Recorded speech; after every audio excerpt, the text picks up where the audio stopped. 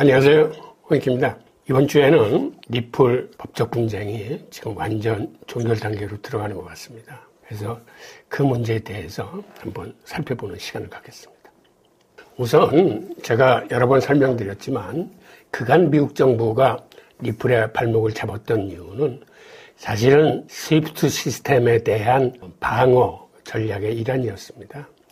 어떤 의미에선 리플의 효능이 워낙 스위프트에 대해서 탁월하기 때문에 이걸 그대로 방치할 경우에는 스위프트가 도전을 받아서 잘못하면 붕괴할 수도 있기 때문에 그렇게 그동안 집요하게 리플의 발목을 잡아서 그간 사실 리플은 미국 내 사업을 거의 접다시피 하면서 해외로 떠돌았어요. 그러니까 오히려 리플을 반겨주는 아시아, 일본, 동남아시아, 그리고 중동지방, 그리고 중남미나 이런 지역의 사업을 중점적으로 개발을 하면서 특히 저개발도상국과의 관계 유대에 힘을 쏟았습니다. 그러다 최근 트럼프 정부가 들어서서 그간 규제 일변도였던 암호화폐에 대한 정책이 이 친암호화폐 방향으로 선회를 하면서 리플이 다시 미국으로 복귀하는 그런 현상입니다. 그래서 과거에는 직원들도 외국에서 주로 뽑았고 사업도 외국에서 진행을 했지만 이제는 미국 본사의 기능을 활성화시켜서 직원들도 미국에서 뽑고 미국 사업을 확대하겠다라는 계획을 갖고 있습니다. 그도 그럴 뿐이 없었던 게 예를 들어서 스위프트 시스템으로 과거에 송금을 할 적에는 보통 한 3일에서 5일 정도 걸리고 수수료도 금액의 과다에 따라서 8% 내지 23%나 들었습니다. 거기에 비하면 리플은 한 3, 4초면 송금이 끝나고 수수료도 거의 안 듭니다. 우리 돈으로 한 몇십 원 내지 1원도 안 될 정도로 아주 싼 수수료에다가 특히 수취인이 돈을 받았는지 여부를 즉시 확인할 수 있습니다. 그러다 보니까 당연히 이 둘을 그냥 자유롭게 경쟁을 시키면 누구나 리플을 통해서 송금을 하려고 들겠죠. 그래서 스위프트 시스템도 그간 많이 노력을 했습니다. 이 GTI라고 그래서 IT 쪽으로 송금 속도를 빨리 하고 수수료를 싸게 하겠다고 많은 노력을 기울인 결과 지금은 몇 시간 내지 며칠 정도의 시간 단축도 이뤘고 송금 수수료도 과거에 8% 내지 23%였던 거를 최근은 한 평균 한 6% 수준으로 줄였음에도 불구하고 리플하고의 경쟁력 차가 아직은 크게 납니다. 그런데 이렇게 낙후된 아날로그 시스템, 70년대에 개발된 시스템을 미국 정부가 놓지 못하는 가장 큰 이유는 사실 두 가지입니다. 하나는 기득권을 유지하려는, 즉 스위프트 시스템이 세계 송금 시장을 거의 독점하고 있기 때문에 아시다시피 이란이나 러시아 등 경제 제재를 취할 때 가장 먼저 스위프트 시스템에서 차단함으로써 그 나라 경제에 심각한 타격을 주는 이러한 기득권을 유지하려는 속셈이 있고 또 하나는 스위프트 시스템은 송금망이 아니라 통신망입니다. 그러니까 쉽게 얘기하면 스위프트 시스템으로 송금을 하는 게 아니라 스위프트 시스템으로 고도의 보안성을 갖춘 통신망을 만듦으로써 통신망을 통해서 이거를 누구한테 얼마큼 송금하십시오라고 일종의 정보를 보내면 그거를 받은 은행이 그 돈을 송금할 적에는 그 은행의 자체 송금망을 통해서 연결하는 이런 시스템입니다.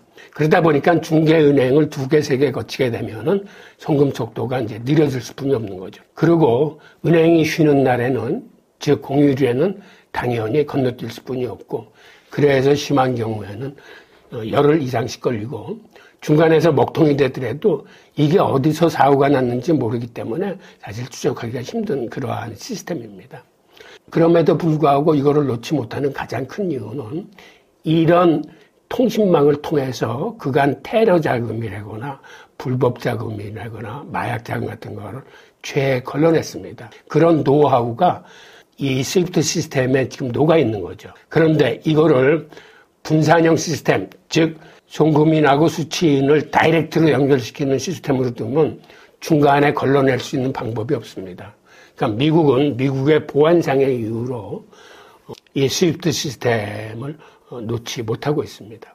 그런데 요새는 세상이 좀 바뀌고 있어요. 아시다시피 트럼프 정부가 들어와서 규제 일변도에서 이제는 지원 일변도로 바꾸겠다라고 했기 때문에 이제는 이러한 블록체인, 암호화폐에 대한 것을 가능한 양성화해 주려는 이러한 움직임 속에 있고, 두 번째는 실제로 리플이 아니더라도 이제는 스테이블 코인 같은 거는 무료 송금이 가능합니다.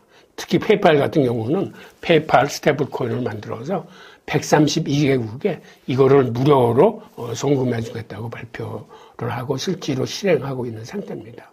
그러니까 이제는 리플만 막아서 되는 게 아니라 다른 스테이블 코인이나 암호화폐들이 무료 송금을 실시하는 단계로 들어섰기 때문에 미국이 일방적으로 이거를 막기에는 이제는 역부족인 상황의 시대로 들어서고 있습니다. 그리고 기본적으로 현대 금융 자체가 지금 발빠르게 변하고 있어요. 즉, 스위프트 시스템만 해도 이게 아날로그 시스템인데 이 아날로그가 디지털화되고 있고, 이거는 사실은 모든 분야가 그렇지만은 통화 부분도 마찬가지입니다. 그 다음에 중앙화가 탈중앙화되면서 이제는 과거에 중앙집권적인 혹은 중개은행이나 감독기관을 경우해서 관리를 하는 시스템이 아닌 분산형 시스템으로 개인과 개인 간에, 기업과 기업 간에 다이렉트로 연결해가는 그러한 풍조가 대세가 되고 있습니다.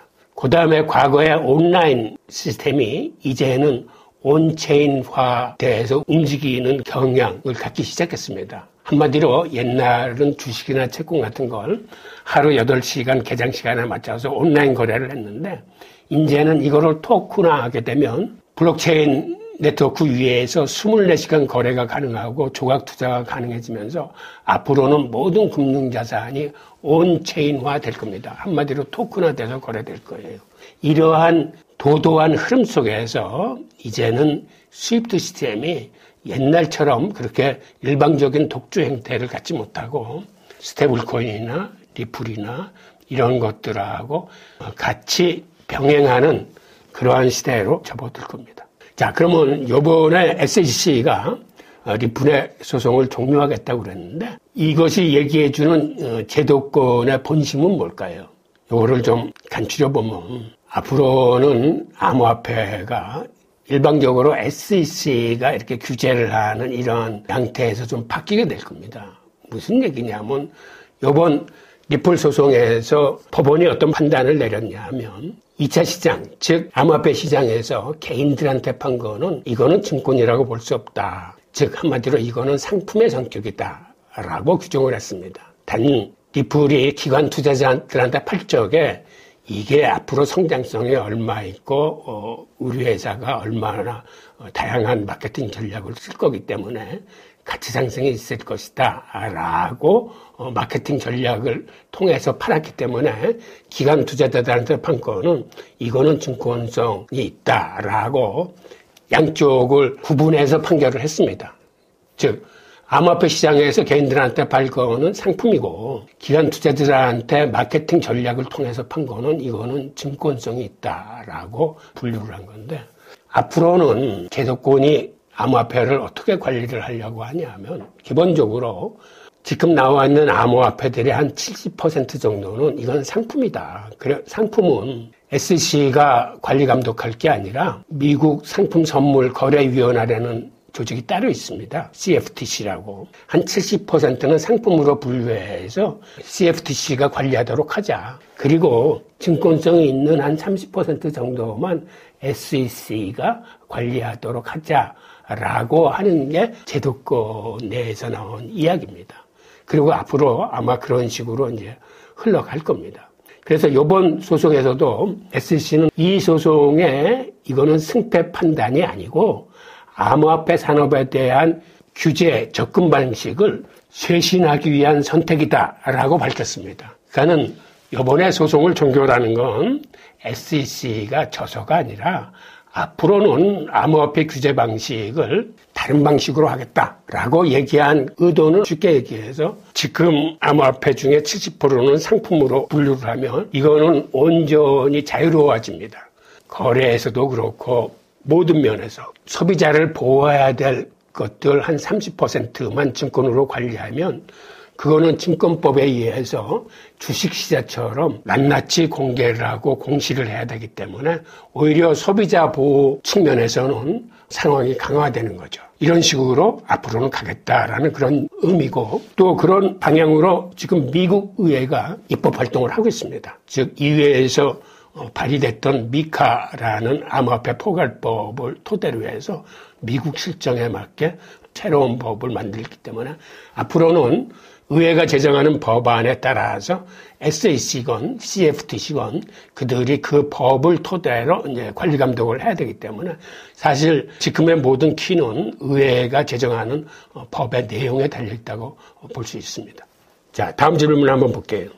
이번 합의에서 SEC가 부분적으로 물러선 배경에는 어떤 정치적, 제도적 맥락이 있을까요? 이거는 어떤 정치적 맥락을 파악하기 전에 기본적으로 한마디로 미국 정부의 암호화폐에 대한 정책이 완전히 바뀌었습니다. 그러니까는 이렇게 미국 정부와 미국의 상원, 하원 등 입법부 자체가 친암호화폐 성향으로 바뀌었기 때문에 그러한 면에서 이거를 이해를 하셔야 될 거예요.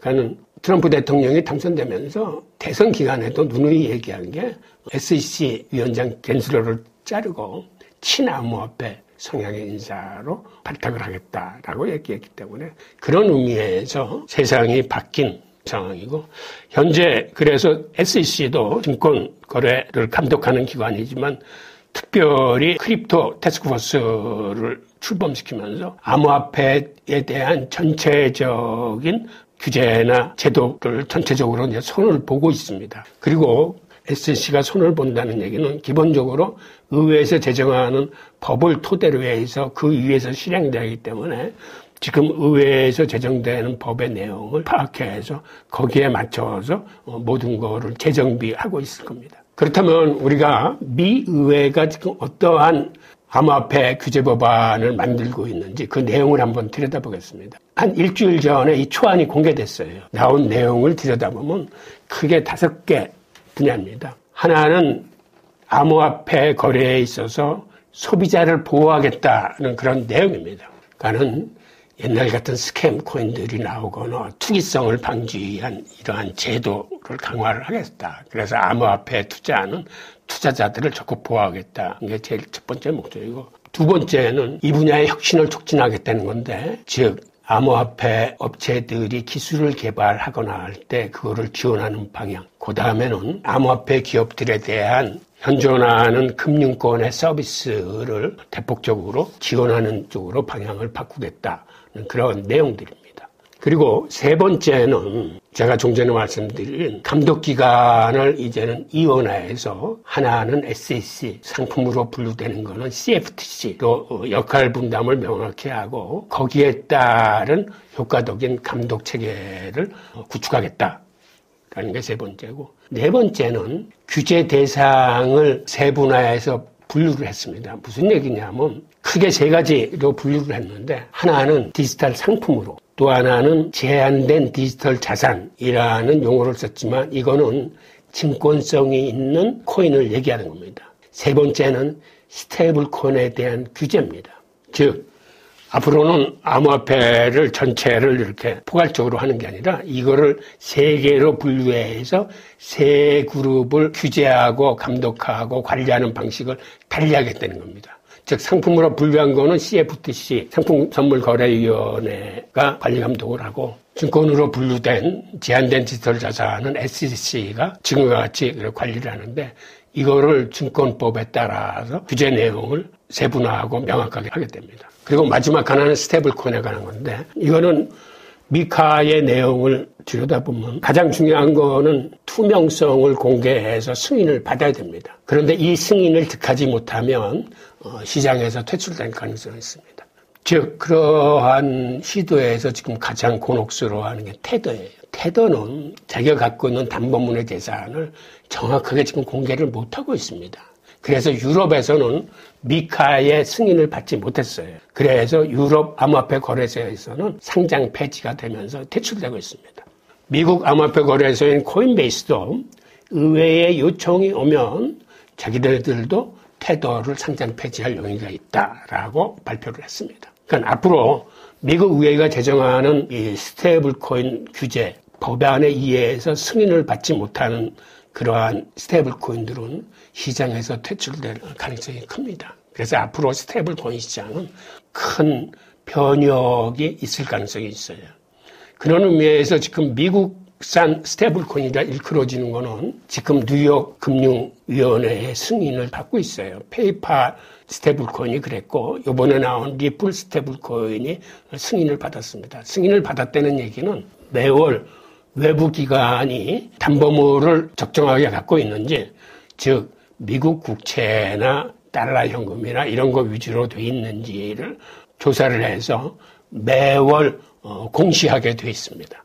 즉 이러한 코인들만이 시장에서 이제 살아남을 수 있는 거죠. 마지막으로 블록체인 기업에 대한 면제 조건이나 지원 사항들입니다. 예를 들어서 블록체인 기술 개발 기업들한테는 암호화폐 거래에 직접적으로 참여하지 않으면 그들한테 여러 가지 혜택을 주겠다라는 내용이고, 그리고 지금 들리는 이야기로는 앞으로는 미국산 암호화폐, 즉 미국에서 개발된 암호화폐에 대해서는 세금의 혜택을 줄 의향인 것 같습니다. 즉 앞으로 암호화폐에 대한 거래세나 소득세 같은 게 물게 될 경우에 예를 들면 이런 거죠. 외국 암호화폐에 대해서는 30%의 소득세를 매긴다 하면 미국에서 개발된 암호화폐는 그 세금을 면제해 주는 겁니다. 한마디로 미국에서 개발된 암호화폐들한테 세금상 우대 정책을 펼치므로 앞으로 세계의 모든 암호화폐 개발자들이 가능하면 미국에 들어와서 개발을 하라는 이러한 취지인 겁니다. 그런 의미에서 미국의 전략자산 비축도 미국산 코인으로만 구성을 할 의향도 가지고 있고, 그래서 앞으로는 미국이 트럼프가 얘기한 대로 명실공히 암호화폐의 세계 수도로서 기능할 수 있는 뒷받침들을 이번 의회 포괄적인 암호화폐 법안에서 다루게 될 것으로 보입니다. 이 판결이 향후 이더리움이나 다른 알트코인의 법적 선례로 작용할 수 있을까요? 당연히 이 판결이 선례로 작용할 수 있을 겁니다. 즉 법원이 판결한 게 2차 시장, 여기서 얘기하는 2차 시장은 우리가 거래하는 암호화폐 거래 시장을 얘기하는 겁니다. 여기서 팔리는 암호화폐는 증권성으로 보기 힘들다라는 의미에서 사실은 이더리움이나 다른 알트코인도 우리가 암호화폐 거래소에서 파는 거는 앞으로도 증권으로 판결되지 않겠구나라는 분위기가 지금 크게 확산돼 있어요. 단 기관 투자자들한테 거래소를 통하지 않고 파는 대량의 물량들인 경우에는 법원이 이거를 증권으로 판단을 했기 때문에 그런 부분은 앞으로 굉장히 이제 조심하게 될 겁니다. 그런데 중요한 거는 사실 이번 법원의 판단은 이건 약식 판결입니다.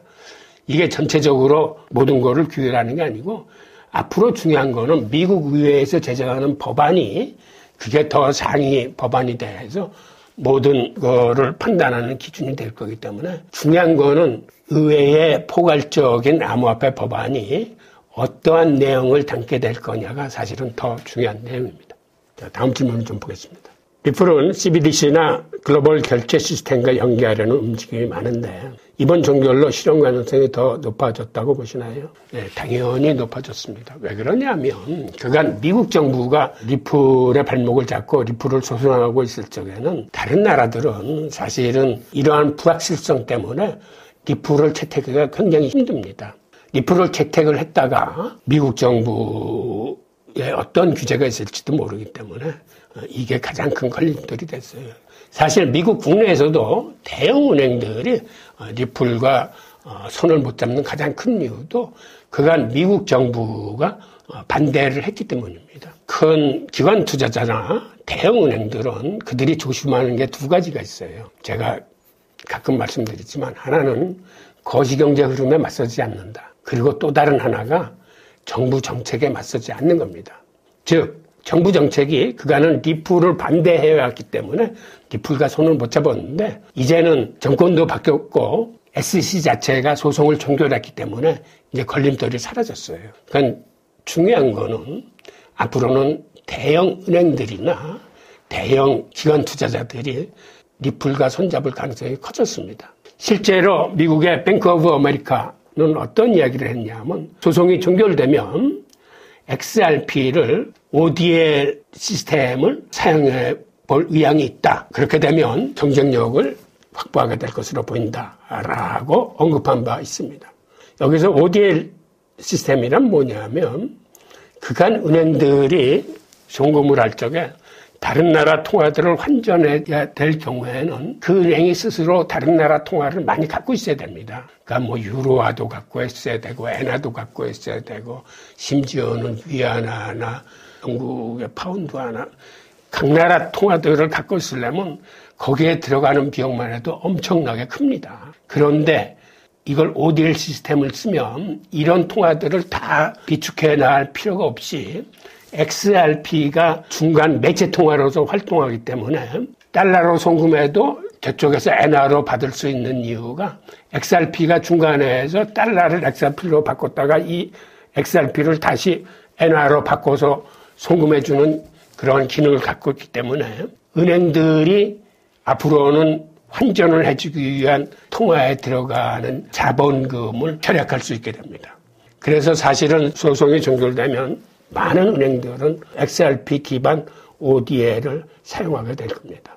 즉 이런 식으로 앞으로는 대형 은행들이나 혹은 외국 정부도 리플이 개발한 리플 CBDC 플랫폼이라는 게 있어요. 그것들을 미국 정부의 눈치를 보느라고 잘 못 썼었는데 이제는 전혀 눈치 볼 필요가 없기 때문에 그거를 채택하는 국가들도 많이 늘어나고 리플로서는 중장기적으로 굉장히 호재에 속합니다. 그 다음에 리플로서는 이번 소송 종결이 사실 또 어떤 의미를 갖고 있냐면 앞서도 제가 조금 말씀드렸지만 여태까지는 해외에서 변병을 떠돌면서 이렇게 사업을 했는데 이제는 사업의 중심점을 미국으로 다시 복귀할 수 있다는 거. 그리고 앞으로는 스위프트망의 대안으로서 떠오를 수 있다는 것도 아주 중요한 요인 중에 하나입니다.